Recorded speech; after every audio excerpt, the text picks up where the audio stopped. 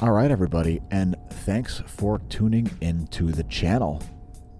Today's daily space weather video's got a lot of stuff to cover, including an Earth-directed coronal mass ejection.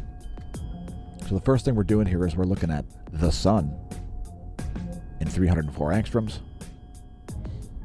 And you're going to see filament Steve, which we named yesterday, at least partially eject.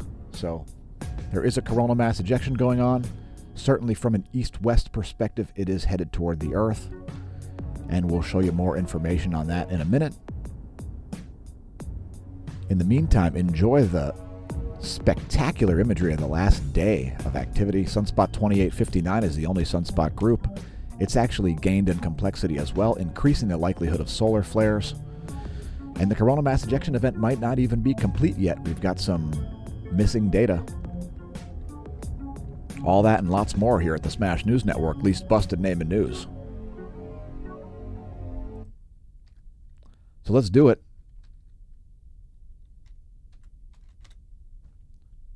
Let's take a look at the viewpoint from Lagrange point 5, the equilibrium point that trails the Earth as the Earth orbits the Sun in this sort of a trajectory. Stereo A follows the Earth and it sees space weather ahead of the Earth as the Sun rotates faster than the Earth orbits it. And so ignore this for now. Stereo A's coronagraph. And you can see we've got a lot of missing data here. It looks like 13 hours of missing data or something like that. But you can clearly see, and for you new viewers, by the way, Earth would be out in this direction. You can see a coronal mass ejection here. Some portion of it appears to be Earth-directed. So when we go to Lagrange point 1, the location of the SOHO spacecraft, which has the LASCO C2, we can see the halo, which is characteristic of an Earth-directed coronal mass ejection. So we've had a coronal mass ejection warning up for several days here, and this one really took its good old time. And if you just look north of the solar obscuration disk here, you can see a little bit of ejecta there in the north, indicating that some of this ejecta is probably still hidden behind the coronagraph obscuring disk. And so it looks like we've got some coronal mass ejecta headed our way. Here's a composite image. This is actually two wavelengths here. This is 94 and 1600 angstroms. 1600 angstroms is ionized carbon, and more about the different spectra in a moment. We've included this one because of the recent activity in Sunspot 2859.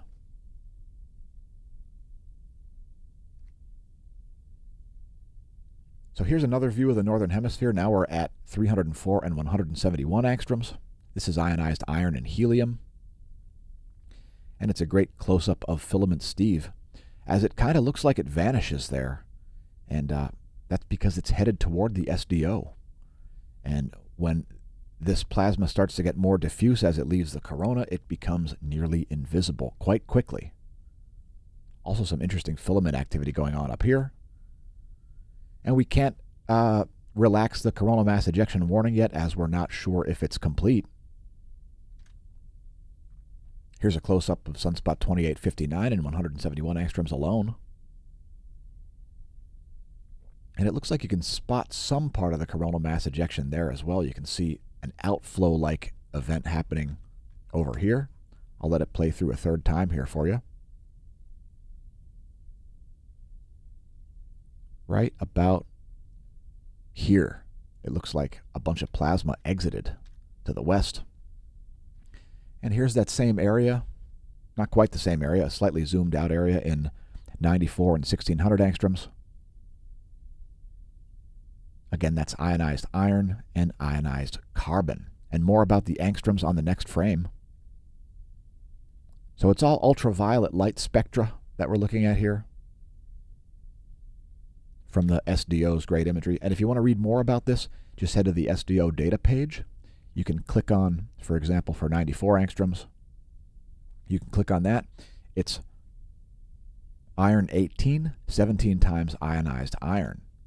So you can also read more about that on the ccmc.gsfc.nasa.gov page. I'll do a quick scroll here. If anybody wants to pause the video, feel free. We'll be here when you return if you want to read all about Iron 17. The radio flux, I don't know what it is because there's too much stuff going on, but the solar corona, the lower part, and the upper chromosphere emit radio frequency. That's why we made this delightful animation for you. Here's a 1-year chart of the radio flux. It looks like it's actually leveled out here, despite that sunspot gaining in complexity. So the current radio flux is at 77. We've got an incredibly slow solar wind also, all the way down to 300 kilometers per second, as the current report states. And there is some geomagnetic unrest forecasted here for August 25th. I don't know why that's not displaying. There we go. So August 25th, late in the day, some geomagnetic unrest forecasted there, and that is a result of coronal hole wind streams. So we've got a few of those on the way. And before we continue with space stuff, let's take a look at some seismicity stuff. So I just wanted to show the volcanodiscovery.com's great yearly bar graphs. They've got these bar graphs of seismicity, and you can see how often 7+ magnitude earthquakes happen. So 2010 was quite a seismically active year. 2011 a little bit less so. And you can see there is somewhat of a cyclicity to the 7+ magnitude earthquakes, perhaps. And you can see when an earthquake drought ends, we usually see some foreshocks in the 6 magnitude range and then some 7 magnitude quakes. And it happened earlier this year. We'll get to this year's graph in a minute. There's 2013. Here's 2014. And typically earthquake droughts end in large earthquakes. It's one of the statistical methods used to forecast. So here's a long drought which occurred in 2017. You can see no 7 magnitude quakes here for like 6 months. That's a huge earthquake drought. 2017, a seismically inactive year. And then 2018, a little more active there, with a long drought once again. That one in between March and August.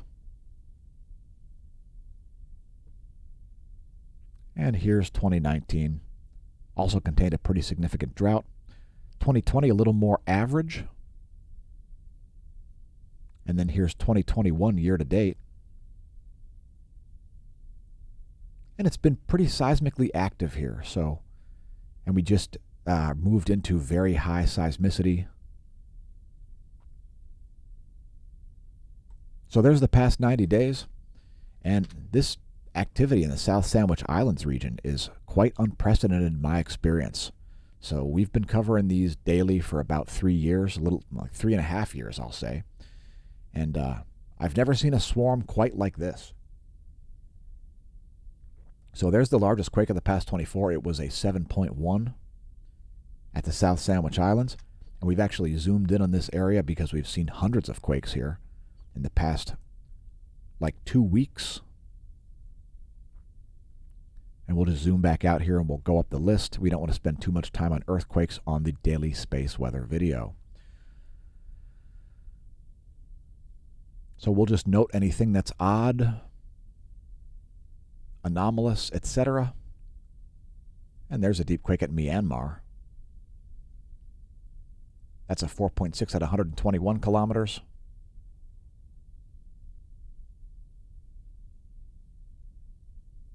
So a bunch of quakes there at the South Sandwich Islands.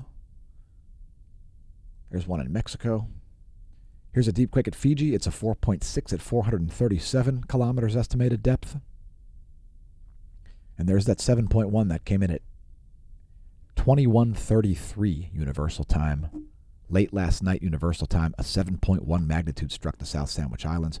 And by the way, we've been setting up automated alerts. So yet another reason to join the Smash team at smashamash.com/Smash team. And just continuing up the list here, nothing too extraordinary besides that 7.1. And if we miss anything, just let us know in the comments. Next volcanoes, We're always interested in what's erupting. And, you know, volcanoes, sometimes they sort of are almost sending volcanic ash into space. And on some of the bodies in the solar system, they indeed do send volcanic ash into space.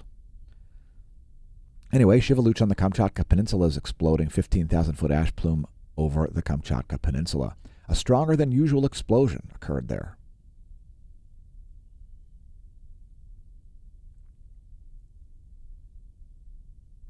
The explosion produced smaller pumice and ash flows caused by eruption column collapse. So a little bit of geoengineering happening there at Shiveluch. Next, Chirinkhatan, also exploding. 11,000-foot ash plume from it over the northern Kuril Islands, which are south of the Kamchatka Peninsula, north of Japan. Suwanosejima in the Ryukyu Islands exploded. Unknown volcanic ash cloud. Please don't fly your hang glider over Suwanosejima. Nevado del Ruiz in Colombia exploding. 19,000-foot ash plume over Colombia. Sangay exploding. 19,000-foot ash plume over Ecuador. Revenador in that same country producing a 15,000-foot ash plume as it explodes. Sabancaya exploding as well. Strong puff of volcanic ash produced a 27,000-foot plume of volcanic ash. A great reminder from youtube.com/smashomash and smashomash.com and the Smash team and our patrons to not pole vault the caldera. Please don't pole vault the caldera. It could be unhealthful. Please do support the channel like our patrons do. Thanks to our patrons, who are the true source of funding for the content. Lo these 3+ years of producing daily space weather videos. So thanks again, patrons. And thanks to our brand new Smash team members. In 2018, a crack YouTube unit was sent to social media prison for a crime it didn't commit. It promptly escaped into the internet underground, where it survives as soldiers of fortune. If you have a problem, if no one else can help, and if you can find them, maybe you can hire the Smash team at smashomash.com/Smash team. Anyway, welcome to the Neo Renaissance. You can find links to that on the homepage. Smashomash.org will redirect you. You can find our social media there as well. If you want to pick up some merch, the merch link is there on the homepage as well. We've also got embedded videos there. Smashomash.org presents The Sun, parts 1 through 9. Let's get back to space data. No major flares here over the past 12 hours, but a significant C-class flare, or 3, happened yesterday. That's the GOES 16 sun-facing suite of instruments there for the X-ray flux. No spikes in the proton flux, so if that coronal mass ejection was sending relativistic particles, we haven't seen any arrive yet. Not expecting any for a few days here. And we'll try to get more accurate information on that maybe in tomorrow's video. The GOES magnetometer over the past 3 days. And I believe Earth is in a South Pole-oriented current sheet. Let's take a look. And indeed, Earth is in a South Pole-oriented current sheet. I would expect Earth to remain there. So even though you see a North Pole current sheet kind of creeping up, here's the latest image. You can see this North Pole current sheet. That's north. This is south. And we are expecting to remain in the South Pole current sheet through tomorrow's daily space weather video. Here's a line of sight plot of the same data. It's from 51 ground-based magnetometers, the National Sunspot Observatory, and magnetometers on stereo A and stereo B. Here's a line of sight coronal hole plot, and we can expect several coronal hole high-speed streams over the next several days, as we've got a trans-equatorial South Pole-oriented coronal hole here. You can see it right up here. There may be some plasma blocking that, but we've got well-defined coronal holes. We'll show you some imagery of that at the end of the video from the Solar Dynamics Observatory. So likelihood of solar flares is actually quite high right now. Sunspot 2859 has actually gained complexity here. It's mostly North Pole umbrae, but we believe there are some South Pole umbrae there. It's showing up as a beta class, and it is showing some evidence of both fields. So likelihood of solar flares goes up until it reaches the Earth-facing quiet zone, which is someplace around here, as large flares are statistically less likely to occur there. We call it the Earth facing quiet, and we're talking about solar flares, the emission of X-ray photons. KP index, a measurement of global geomagnetism, currently at only 1. And let's pick up the pace a little bit here as we've got a lot more stuff to cover. We don't want the video to be too long. Here's a real-time solar wind. Pretty uneventful here over the past 24 hours. So we did recently see the phi angle shifting a bit. Besides that, nothing to write home about. We do see an increased solar wind density. We're expecting this to drop down and the speed to come up any moment. Solar wind density currently 16.35 protons per cubic centimeter. Solar wind speed only 302 kilometers per second. Very low solar minimum-like solar wind speed conditions. Geospace magnetosphere movies are back. And there you go. This is 4 hours of data modeled by the Space Weather Modeling Framework. And we see pretty weak pressure here as the solar wind speed is so slow. So despite 16 protons per cubic centimeter, that slow speed making for low magnetohydrodynamic pressure around planet Earth. That's by the way, in nanopascals. Now, ground magnetic perturbations. We showed you the sun's B field. Now we're showing you changes to the Earth's B field at the surface level. Geospace delta B changes in the B field. And this is actually magnetic flux density in nanotesla. It's also 4 hours of data. Not a lot of ground magnetic perturbations going on with the slow and steady and slightly increased density solar wind. Next, a diagram of the solar system. Did you enjoy full moon yesterday? And hey, Junebug, how was your birthday? We'll advance this 1 week. And there's where things will be on the 30th. It's a gibbous waning. Next, a star chart. We'd like to show our viewers what's going on above my head. I use in-the-sky.org, and I face mine to the south. The sun's just risen here in Lehigh Valley, Pennsylvania.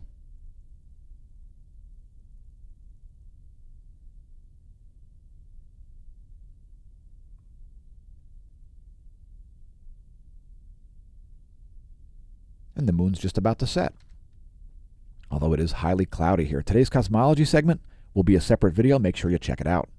We've got a lot of playlists at youtube.com/smashamash/playlists. Let's check out charging hazards for satellites. Well, we don't see any. Let's look at the electron flux. Here's the 1-year chart of the electron flux, and we're at very low levels. And we expect to see continued very low levels as there is a shock front of a coronal hole wind stream showing up and taking its good old time to reach the high-speed portion. You can see how cratered the electron flux has been over the past 3 days, very low levels.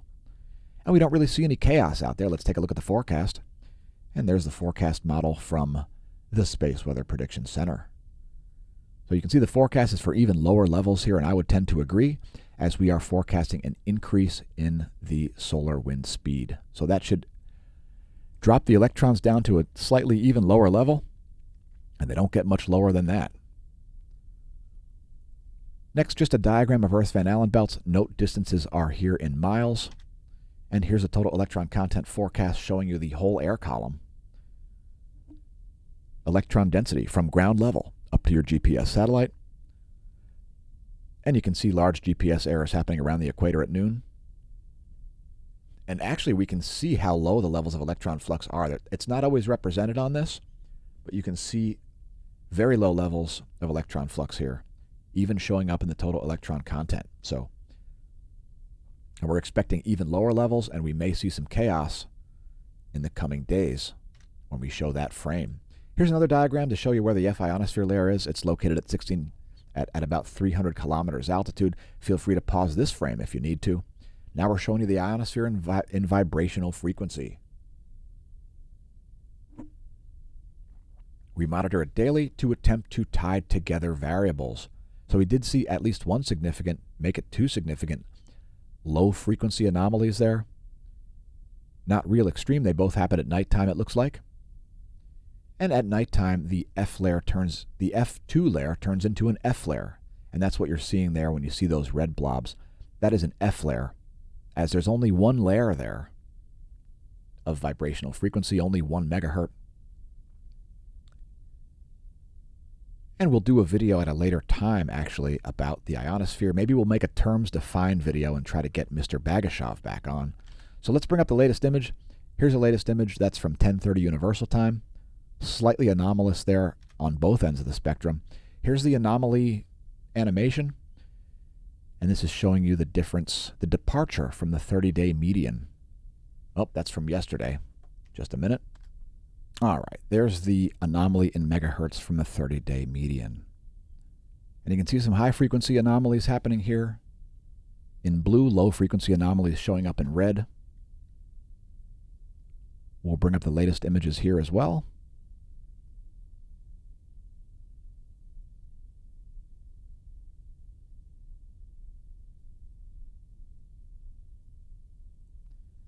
And there's the latest image from 10:30 Universal Time, some high-frequency anomalies just north of the South Atlantic anomaly, now located over the South American continent. There you can see the current image in megahertz, and there it is in anomaly departure from the 30-day median. And we recorded another totally awesome meteorology segment. If you missed that, make sure you check it out. It aired before the Daily Space Weather video. So here's our first bonus feature. It's the El Teide Spain ground-based solar observatory. And you can see the disappearance of filament Steve. So that filament is now gone, and part of it is headed in your direction. We've also got a bunch of filaments around the southern hemisphere, and I'm not convinced that the coronal mass ejection event is yet complete. We may make another video later today about this, especially if we see additional events or maybe some additional data. So again, we made a massive live stream yesterday on Twitch. It was over 17 hours in length. And you can see that filament Steve is largely gone, if not entirely gone. And it was the main, well, it was part of the reason why we had a coronal mass ejection for so many days. Here's what I saw when I did show prep. It's the high-resolution solar intensity gram, Sunspot 2859. And you can see these additional umbrae down here. These are the complexification of this sunspot, increasing the likelihood of solar flares. Let me press refresh. Here's what the magnetogram looked like. So here's what it looks like most recently. And some of those trailing umbrae have already evaporated. But we see some additional leading umbrae there. Again, likelihood of solar flares has gone up in the past 24 hours with the increase in the complexity of that. And we'll show you the full disk views to show you 0 sunspots besides 2859. Again, coronal hole wind streams already here. We're expecting to see a decrease in the solar wind density and an increase in the speed at any moment, as well as additional coronal hole wind streams, one showing up late on the 25th according to NOAA. And you can see the definition of those coronal holes there. These are two wavelengths, 211 and 193 angstroms. The two best wavelengths for high-definition viewing of coronal holes from the SDO AIA. Here's a close-up of Sunspot 2859 in two wavelengths, the two that take the most images per minute, 10 images per minute instead of only 2, 131 and 94 angstroms. It's a composite. And we actually saw this brightening happening on our live stream last night before we went to bed. It looked like Steve was ejecting, and indeed Steve was. And that's all she wrote, folks. So thanks for tuning in. Remember, stare at the sun, attempt to understand the physics by viewing our channel.